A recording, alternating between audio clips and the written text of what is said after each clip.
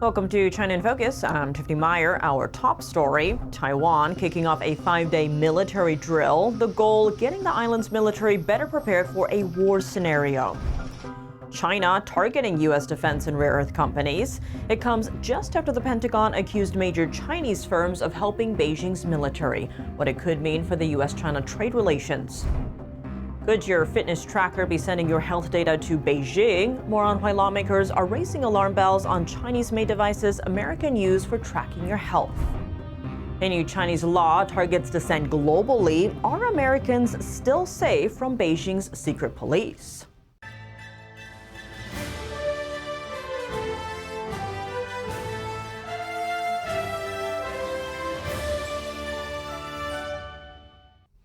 Taiwan's military has launched a 5-day combat readiness exercise. It says the drills are aimed at strengthening its ability to respond quickly to potential threats from China. The exercises began today with armored vehicles conducting readiness patrols along a highway. The military says the patrols are designed to familiarize troops with tactical positions and routes that could be used during a contingency. Taiwan's defense ministry says the exercise focuses on training units to follow combat procedures. They should also train understanding the battlefield environment and improving protection of critical infrastructure. That includes government facilities, airports, and transportation routes. Taiwan regularly conducts readiness drills as it seeks to boost its defenses amid ongoing military pressure from China. The drill comes after a series of Chinese naval deployments near Taiwan this month. 2 weeks ago, 5 Chinese ships claimed jurisdiction over waters near the island. They questioned 3 commercial vessels about their origin and destination. The Chinese ships have since been expelled. And prior to that, Beijing also sent 4 vessels east of Taiwan, calling it a special operation. Chinese and Taiwanese Coast Guard ships have also faced off near Pratas Island, a Taiwan-controlled island in the South China Sea. China announced new trade restrictions on American companies on Monday, including rare earth producers and defense contractors. It comes after the Pentagon added several Chinese tech giants to a list of firms that support China's military. NTD's Washington correspondent Jack Bradley has the details. China is banning the sale of its products to 10 American rare earth and defense companies. It's targeting companies that are rare earth miners like MP Materials and USA Rare Earth, as well as several defense companies. At the same time, China's also banning its regime-linked entities from buying goods from 46 U.S. companies, including Lockheed Martin and Raytheon, defense contractors. Now, this is all in retaliation to the Pentagon's recent military-linked blacklist of some major Chinese companies. The Department of War recently designating several major Chinese companies, including Alibaba, Baidu, BYD, as military companies. This designation bans these companies from doing business with the U.S. military, but it still allows those companies to partner with other U.S. companies. But this has not stopped U.S. companies from partnering with those Chinese companies. Months earlier, the Pentagon labeled CATL, the world's largest battery maker, as a Chinese military company. But the House Select Committee on the CCP recently found that JP Morgan Chase and Bank of America helped CATL raise billions of dollars. Evidence of all of this was publicly documented by the committee before the banks made their decision. They ignored the evidence and helped CATL anyway.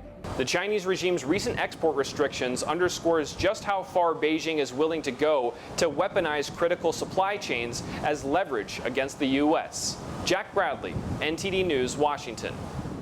Is your fitness tracker sending your heart rate data to Beijing? That's what 2 lawmakers are worried about. Senator Rick Scott and David McCormick have asked the FCC to investigate Chinese-made devices that Americans wear to track their health. These devices include fitness trackers, medical alert systems, remote blood pressure and heart monitors, plus smart hearing aids. They collect health data such as heart rate, blood pressure, and sleep patterns. Under Chinese law, companies have to share their user data if officials ask for it. Lawmakers told the FCC that they're especially concerned about the risk these devices pose to American seniors. In many cases, these health monitoring devices determine if seniors should receive emergency medical care and whether they are safe to remain in their own home. At least 2 states have started probing medical devices made in China. Texas Governor Greg Abbott said they could pose cybersecurity risks. Florida also created a task force to prosecute China-linked companies that collect consumer data from Floridians. President Trump has announced plans for his second visit to China this year. It paves the way for a rare stretch of frequent face-to-face engagement between him and the Chinese Communist Party leader Xi Jinping. The president made the announcement on Friday while unveiling a Boeing 747 gifted by Qatar. The plane will join the Air Force One fleet. Trump also said Chinese leader Xi Jinping is expected to visit the United States in September. That's ahead of another trip Trump will make to China later this year. He said he's going back for a big conference in China this year, presumably the Asia-Pacific Economic Cooperation Summit, or APEC, in November in China. The leaders of the two largest economies in the world met last month in Beijing. Beijing will put new ethnic unity law into practice on July 1st. On the surface, it mandates cultural assimilation inside China, but legal experts warn its vague language reaches far beyond China's borders, giving Beijing a legal pretext to target foreigners and supporters of Taiwan worldwide, including in the United States. It's what critics call Beijing's latest weapon in legal warfare. China's new ethnic unity promotion law mandates absolute loyalty to the Communist Party. But this law is also built for export. Human rights groups warn it provides a legal framework for transnational repression, weaponizing a network of illegal overseas secret police stations, like the ones recently shut down by the FBI in New York's Chinatown. Japanese officials are now warning that foreign citizens who support Taiwan could be labeled separatists under the law, facing arrest if they travel through nations with Chinese extradition treaties. Analysts say this isn't just about law enforcement. It is a direct challenge to the U.S.-led world order. It's the visual execution of Xi Jinping's global governance initiative, rewriting international norms to favor Beijing's authoritarian rules. The State Department has already advised American citizens to exercise caution when considering traveling to China. The legislation promotes a single Chinese national identity, expands ideological education, restricts the use of minority languages, and requires parents to teach children loyalty to the Chinese Communist Party. Here are details of China's ethnic unity promotion law. In March of this year, China's so-called National People's Congress passed an ethnic unity promotion law. Now, some context here. China's National People's Congress is not like the one in the U.S. The so-called representatives aren't elected by the people. They answer directly to the Chinese Communist Party. The new law mandates the use of Mandarin Chinese and simplified characters in ethnic regions. That basically stipulates at the national level that minority languages may not be used as the primary language of instruction in schools. It goes further. The law requires parents to guide their children to identify with the Chinese Communist Party. The law also pushes for the so-called ethnic integration, that is, moving minority groups into Han Chinese areas and vice versa. Analysts say the measure could lead to the breakup of communities where ethnic minorities have traditionally lived together. And then there's religion. The law requires that all faiths ensure syncretization. That means that believers must put the party above their God. And the ripples of this law are reaching far beyond mainland China. It says it's the legal duty of citizens in Hong Kong and Macau to uphold this idea of ethnic unity. It also takes aim at Taiwan, calling for deeper integration to make people on the island feel more, quote, Chinese. One article by Human Rights Watch states that organizations and individuals outside China can be held legally responsible if authorities determine they have undermined national unity or promoted ethnic division. Coming up, new satellite images revealing that intelligence facilities in Cuba apparently have links to China. Faced with growing military threats from China, people in Taiwan are preparing for a potential invasion. Not only combat capability, but also civilian preparedness. To help with that effort, one Taiwanese man left Wall Street and returned home. Not only was this fight for democracy and freedom not over yet, but we are now facing our biggest challenge. More on that after the break here on China in Focus. Welcome back to China in Focus. I'm Tiffany Meyer. New satellite images of intelligence facilities in Cuba seem to show the facilities have links to China. The Center for Strategic and International Studies posting the photos on X. The images were captured by spatial intelligence company Vantor, showing 2 sites under development. In 2024, the CSIS said it had identified 4 sites with equipment that could be used to collect signals which are intelligence, including a number with potential links to China. This week, the Policy Research Organization posted images of one of the sites captured last month, showing an inner and outer circle of antennas, a total of 32 at the facility. A second image from March showed a possible second site in early development. Cuba, of course, just 90 miles from Florida, making it an ideal location for intelligence collection by U.S. adversaries, specifically China, Russia, and potentially others. China and Cuba share roughly the same ideology, communism. Cuba is one of Beijing's closest allies in the Western Hemisphere. As Cuba's key economic partner, China has been a strong supporter of the island in the face of U.S. sanctions. Their ties span politics, trade, infrastructure, energy, and technology, and continue to grow. Washington is strengthening ties with Uzbekistan, a key country in Central Asia that Beijing has been courting. The U.S. and Uzbekistan have launched a joint platform to expand investment. They're also deepening cooperation on critical minerals, energy, and advanced manufacturing. Uzbekistan is rich in rare earth and critical minerals. It also sits on a strategic location surrounded by Russia, China, Afghanistan, and Iran. For Beijing, Uzbekistan is a vital trade route linking China to Europe and the Middle East. It has signed agreements to build a railway connecting China, Uzbekistan, and another Central Asian country.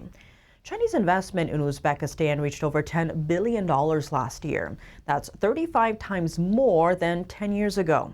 Most money is flowing into the energy and manufacturing sector. Facing a communist regime that is increasingly insistent on taking Taiwan by force, the island preparing for the worst. And it's not just the military. Regular people are getting ready too. Yanya Kalik of American Thought Leaders sat down with Enoch Wu to discuss. Wu is the founder of Forward Alliance, a Taiwanese NGO dedicated to strengthening societal resilience. Among Taiwan's 24 million people, there are only about 16,000 first responders, roughly one for every 1,500 civilians. America's ratio is 10 times higher.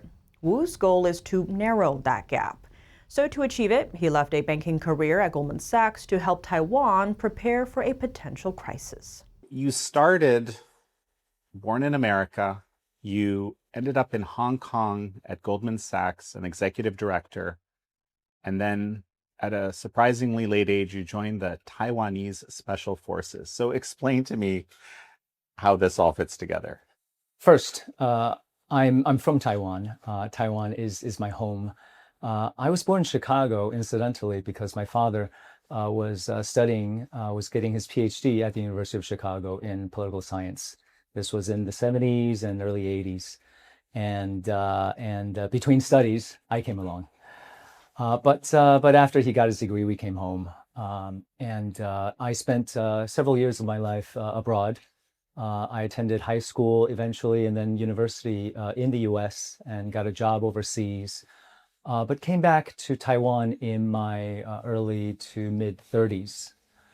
And, folks often ask me, why did you come back to Taiwan? As if that is an odd choice. For me, it couldn't have been a more natural choice. I want to tell you about the Taiwan that I grew up in, which I think explains a big part of why it is that I decided to come home. Despite a career that probably some folks might think would be more interesting or more worthwhile abroad. You have to understand, Taiwan was not always the place it is today. My parents' generation, they made a lot of sacrifices fighting for democracy. A lot of the uncles and aunties I knew growing up, they were political prisoners. They were beaten and tortured while detained. A lot of them still are scarred even to this day. And it's because of that generation's sacrifices that by the time I was in high school, Taiwan became a democracy.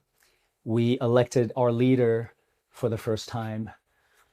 This was in 1996, such a proud moment for the entire country because generation after generation, sacrifices led to something. We finally had a voice. We finally had our vote. We could finally decide for ourselves what we wanted to do, where we wanted to go. We were finally free. We were citizens. And that's the Taiwan I grew up in, full of hope, full of promise. And after I graduated from college, when I got my first job, this was in the early 2000s, China was all the rage. China had just joined the World Trade Organization. Almost every company wanted to invest in China. Every government wanted to build and deepen trade relations. Almost every parent wanted their kid to study Mandarin. What I also saw was the Chinese government abusing that growing economic clout that it had. I mean, we're here sitting in 2026 having a conversation, and it's clear to all of us now how the Chinese government has stolen technology, stolen intellectual properties, how almost every single country that did business with China has lost out in the long term in terms of our national competitiveness. But closer to home, what the Chinese government was doing with its economic clout was diminishing Taiwan, because to the Chinese Communist Party, Taiwan has always been that obsession that it wanted to control one way or another. And so by the time I entered the workforce, what we saw was China telling the rest of the world, if you want to do business with us, if you want to engage with us, well, there are certain red lines that you can't cross, and Taiwan is among them. And you can't recognize Taiwan. If you want to do business with us, you must exclude Taiwan from international organizations. You must bar us from public health conversations, even when Taiwan had the life-saving knowledge to help other countries, right? And that's what I saw. And I think every single son and daughter of Taiwan could feel that this democracy that our parents and generations before them had built for us was slowly getting chipped away. And it became clear that not only was this fight for democracy and freedom not over yet, but we are now facing our biggest challenge. Once you see that, it's very hard to unsee it. It's very hard to look away. And it's become the mission of us here at Forward Alliance to do something about it. And we do something about it by investing in the democratic experiment that was handed down to us, by improving it, by calling for political reform. We do something about it by building resilience, organizing communities, and training volunteers. We do something about it by promoting citizenship and encouraging folks to volunteer and to enter public service. Because if we can make democracy work better, if we can make this country more resilient, that really is the only way to keep and protect our home. We're still fighting for our freedom. We're still fighting for our democracy. When I was born, generations before us were fighting an autocracy, a dictatorship internally. And now the forces that we're dealing with are external, but it is the same fight.